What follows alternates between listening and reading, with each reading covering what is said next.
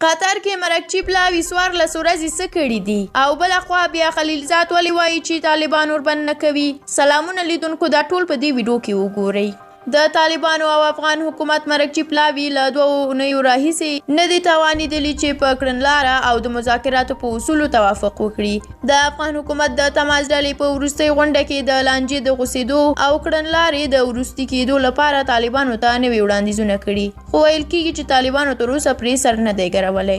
د سرچینو د معلوماتو له مخې په دوحه کې د افغان حکومت او طالبانو د تماس ډلې 6 غونډې کړي دي. دوی په وروستي ځل د تېرې چهارشنبې په ورځ جرګه شول، خو غونډه یې بې پایلې وه. په ورته مهال کې د اسیا د بهرنیو چارو وزیرانو د سر غونډې لپاره د اعتماد جوړولو په غونډه کې ویلي چې بین الافغاني مذاکرات د افغانستان او سیمې د ثبات لپاره مهم ګام دی.